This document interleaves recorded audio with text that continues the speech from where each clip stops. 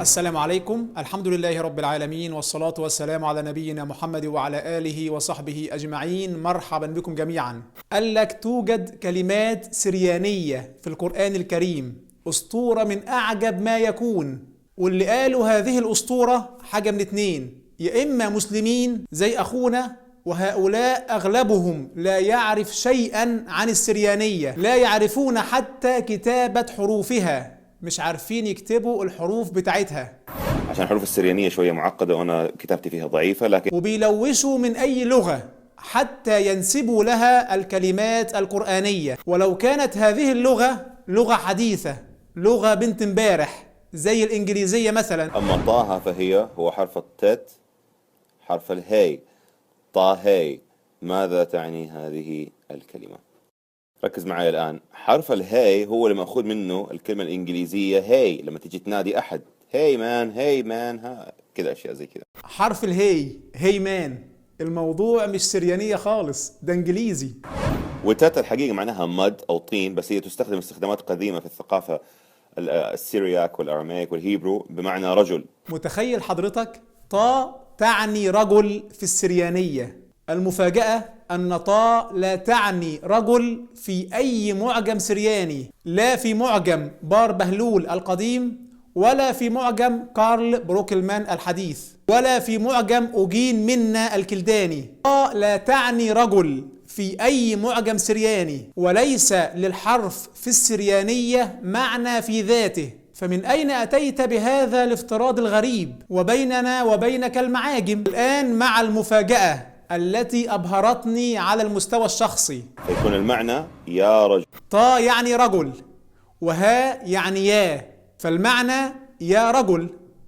المفاجأة التي أبهرتني أنه يقرأ السريانية من الشمال لليمين. طه يا رجل. أحد أبسط بديهيات معرفتك باللغة أن تعرف كيف تقرأ. السريانية واللغات السامية تقرأ وتكتب من اليمين للشمال، فطه لو على تخيلك وافتراضك لا تقرأ يا رجل، وإنما تقرأ رجل يا. يعني لا الكلمة السريانية صحيحة، مفيش حاجة اسمها طا يعني رجل، مفيش الكلام ده في السريانية أصلا، ولا هي الإنجليزية هي ها القرآنية، ولا السريانية بتقرأ من الشمال لليمين، وإنما تقرأ وتكتب من اليمين للشمال. ولا يوجد في السريانية تركيب الحرفين على بعض طه. فلماذا العبث بكتاب الله عز وجل؟ لماذا تلبسون الحق على الناس دون أثارة من علم؟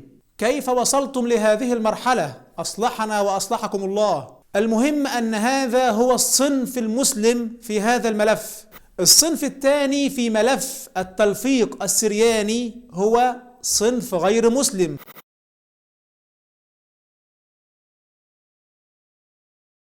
تجد كلمة عربية أصيلة في القرآن الكريم، ثم يأتي هذا الصنف غير المسلم ويزعم أن هذه الكلمة أصلها سرياني. وأطروحة هؤلاء تقوم على 3 خطوات من أغرب وأدهش وأضحك ما يكون. الخطوة الأولى أن كلمات القرآن الكريم كتبت في المصاحف بطريقة خاطئة. يضعون هذه الخطوة حتى يلعبوا لعبتهم المضحكة. يلفق أي كلمة قريبة من الكلمة القرآنية ويعتبر أن هذه الكلمة هي الصحيحة، ثم ينسب هذه الكلمة الملفقة إلى كلمة قريبة منها في السريانية، ويقول لك الكلمة اللي احنا لفقناها دي أصلها سرياني. أسلوب غريب ومضحك في هذا الزمن العجيب. الخطوة الثانية بيفترضوا أن الذين نقطوا الحروف أخطأوا في أماكن النقط. فالخطوة الثالثة هي أن احنا سوف نقوم بتغيير أماكن النقاط فوق الحروف، بحيث نخرج بكلمة جديدة قريبة من كلمة سريانية.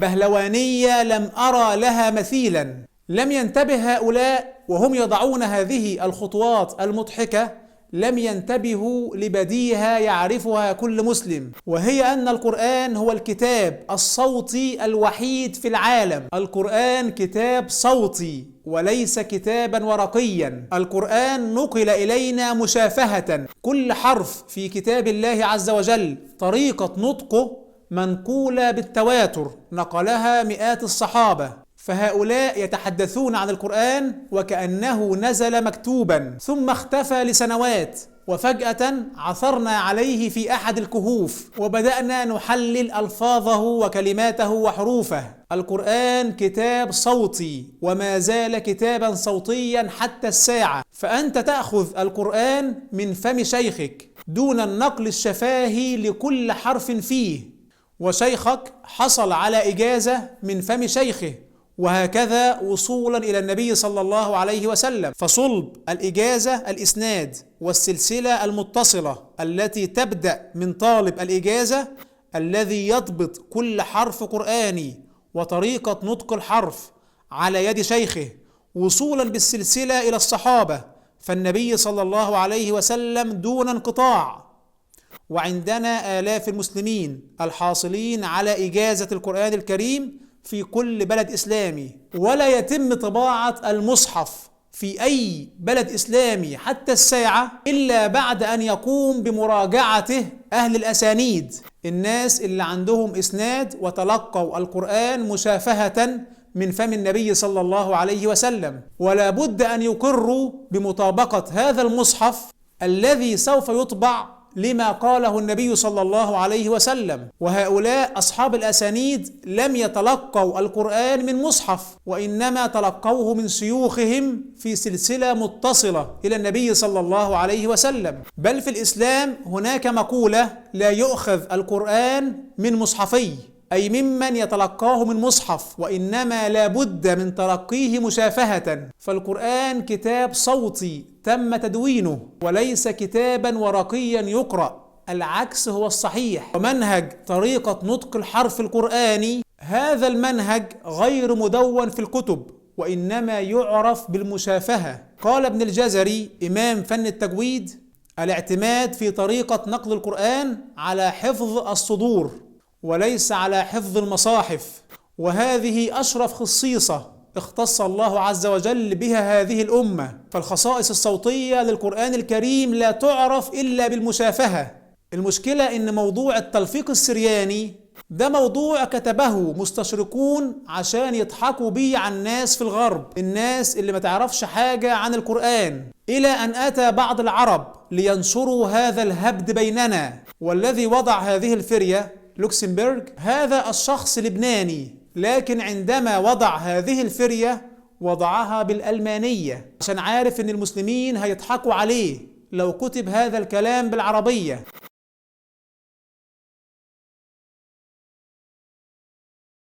المشكلة الثانية في هذا الموضوع أن اللغة السريانية ليست لغة أصيلة، بل لا يعرف السريان لغتهم إلا بالبحث في الجذر اللغوي العربي لهذه الكلمة السريانية. متخيل؟ السريان ما بيعرفوش يظبطوا الكلمات بتاعتهم إلا عندما يردوها إلى أصلها العربي، ثم يأتي أحمق معاصر ليقلب التاريخ ويزيف الواقع. يعقوب الرهاوي من القرن السابع الميلادي، واحد من أكبر علماء السريانية، أول من صنف في قواعد السريانية، وهو الذي ابتكر النقط في السريانية، تنقيط الحروف في اللغة السريانية، ابتكره يعقوب الرهاوي. يعترف يعقوب الرهاوي أن السريانية نسيت، وأن السريان يتبعون تقاليد مزيفة، false reading tradition. الكلام ده في القرن السابع الميلادي. يقول يعقوب الرهاوي: لذلك نعتمد في ترميم هذه اللغة على اللغات المجاورة.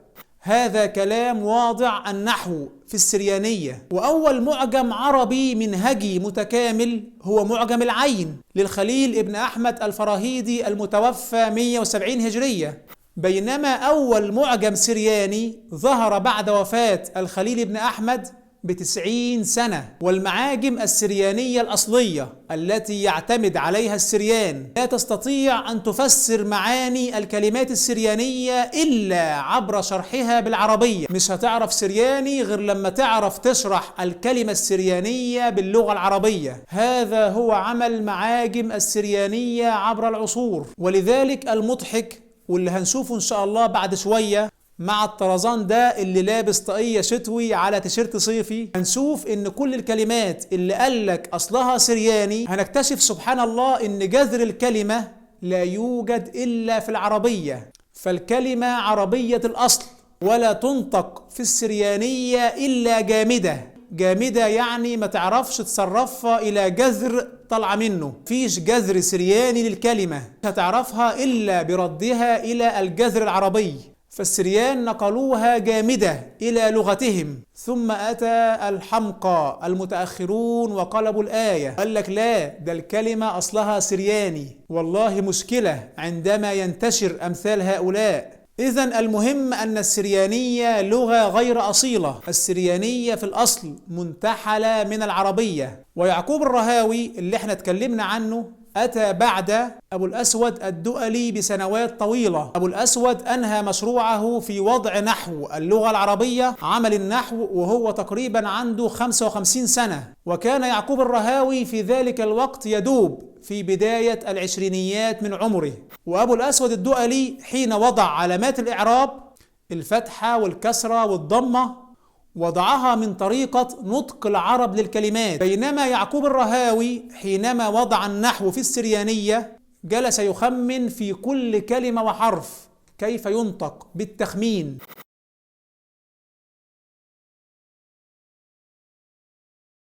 اللغة العربية هي اللسان السامي الأصلي والأصيل، وهذا بعكس السريانية، فاللغة العربية هي البريميتيف سيميتيك تانج، هي اللسان السامي الأصيل كما يقول علماء اللسانيات، بينما السريانية هي لغة حديثة متأخرة زمنيا. وسوف نفصل بالأدلة التاريخية هذا الموضوع إن شاء الله في الحلقات القادمة من هذه السلسلة. المشكلة الثانية في السريانية أن السريانية لا تستطيع أن تولد الكلمات من جذورها اللغوية بسهولة، فالسريانية تعاني من فقر في الإمكانات، بينما العربية هي أقوى لغة في توليد الكلمات من جذورها. أيضا من أدلة كون العربية هي اللسان السامي الأصيل أن اللغة العربية هي الوحيدة التي تستوعب أصوات حروفها الجهاز الصوتي كله، تتوزع مخارجها على مختلف مكونات من أقصى الشفاه إلى أقصى الحلق والحنجرة، ولا نظير للعربية في ذلك بين كل اللغات السامية، بل ولا في أي لغة من لغات الأرض. بقية لغات العالم تفتقد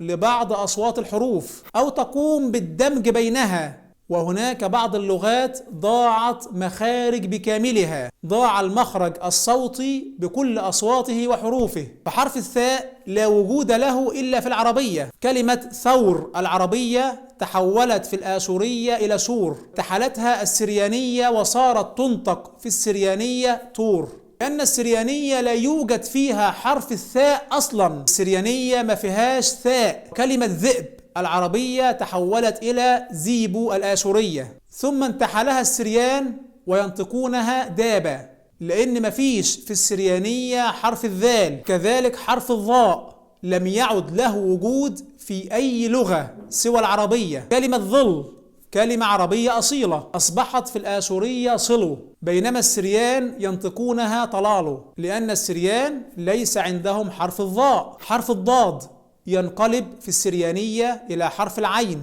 لأن السريانية ليس بها حرف الضاد. وقس على هذا ما لا حصر له من الكلمات. الطاء ينطق في السريانية دال، فالسريانية ليست لغة فقيرة في التوليد الجذري، وليس في مخارج الحروف، وإنما في الحروف نفسها. حروف زي النون واللام والراء لغاية النهاردة السريانية مش عارفة تظبطهم، بيدخلوا في بعض، بينما هذه الحروف متمايزة تماما في العربية. حرف الغين لم يعد له وجود في أي لغة سامية، حرف الغين لم يعد موجودا سوى في العربية. حرف الغين ينطق في السريانية عين، فكلمة غرب العربية أصبحت عرب السريانية. حرف الخاء ليس له وجود في السريانية، السريانية ما فيهاش حرف الخاء وإنما ينطق حاء، فكلمة أخ العربية هي أحا السريانية، فالسريانية لغة ضعيفة منتحلة من العربية القديمة. أضف إلى كل ما سبق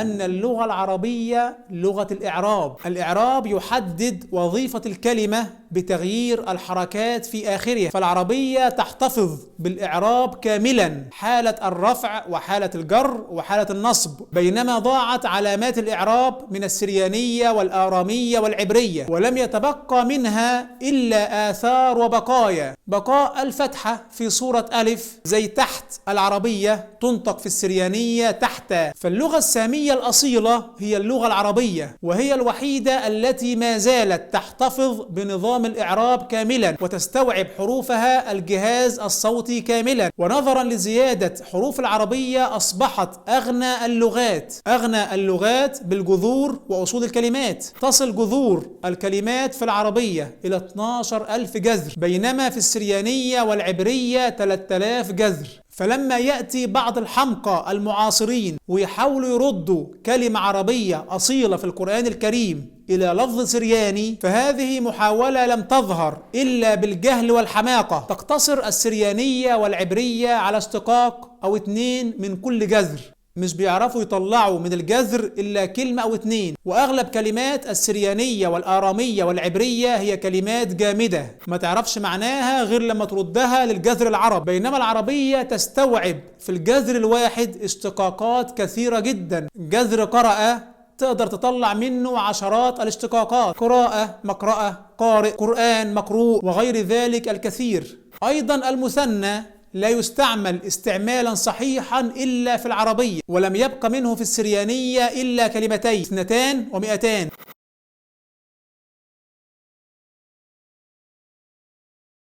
ومن أجل ما سبق يعترف إمام السريان وفقيه السريانية المطران إقليمس يوسف داود، المطران الموصلي السرياني، يعترف في كتابه اللمعة الشهية في نحو اللغة السريانية، يعترف فيقول: اللغة العربية باعتراف جميع المحققين هي أشرف اللغات السامية وأقدم اللغات السامية وأغنى اللغات السامية. معرفة العربية لازمة لكل من يريد أن يتقن معرفة اللغات السامية وخاصة السريانية. ده اعتراف إقليمس يوسف داود في كتابه اللمعة الشهية، والكتاب في تاني رابط في وصف الفيديو. فعندما يأتي ملحد معاصر زي شريف أيهما وذا لوكسمبرغ ويقول لك هناك ألفاظ سريانية في القرآن، فأنت أمام فرطوس يريد أن يضل الشباب بالكذب. أنت أمام ماكر خبيث النفس يريد أن يرتزق بجهل الناس، وأنهم لن يبحثوا خلف أكاذيبه. السريان القدامى كانوا أكثر أمانة من هؤلاء الحمقى المعاصرين. أفضل كتاب أوصيكم به في بيان هذا الموضوع وفي فتح أكاذيب هؤلاء هو كتاب تفسير القرآن بالسرياني، كتاب لا غنى عنه للباحثين في هذا الملف، كتاب موسوعي يتعقب أصول الكلمات التي زعموا أنها سريانية ثم يقوم بردها للجذر اللغوي العربي. كتاب أوصيكم بتحميله وقراءته، الكتاب أسفل الفيديو. خلاصة هذه الحلقة: اللغة العربية أكمل اللغات، ما عرفها التاريخ إلا كاملة. أن بحثت عنها في أي تاريخ وجدتها كاملة، كما يقول الشيخ علي الطنطاوي رحمه الله. يقول إسرائيل ويلفنسون في كتابه تاريخ اللغات السامية، يقول في صفحة 168: وهذا يدل على أن العربية كانت موجودة في مهد اللغات السامية. وفقهاء اللغة السريانية يعترفون أن انبعاث اللغة السريانية لم يحدث إلا بمحاكاة اللغة العربية، لم يحدث إلا بنقل القواعد العربية ونظمها وتصريفها، حتى أن مدارس الكنائس السريانية تأخذ بالنظام العربي في وضع القواعد السريانية. فاللغة السريانية لغة محدثة منتحل، وقواعد السريانية تقوم بمحاكاة اللغة العربية، كما جرى على يد إيليا مطران نصيبين في القرن العاشر وأبو الفرج ابن العبري. وأبو الفرج ابن العبري قام بمحاكاة منهج الزمخشري وقام بوضع معاجم السريانية تقليدا للعرب، ولم تضبط معاني السريانية إلا بشرحها بالعربية. في الجزء القادم إن شاء الله من هذه السلسلة هنشوف بعض الألفاظ التي زعموا أنها سريانية، وسوف نقوم بإعادتها لأصلها العربي، فانتظرونا إن شاء الله. وانشروا هذه الحلقة، ولا تنسوا الاشتراك في القناة، وحملوا كتاب الدكتور بهاء الأمير وانشروه بين الناس لعل الله ينفع به. والسلام عليكم.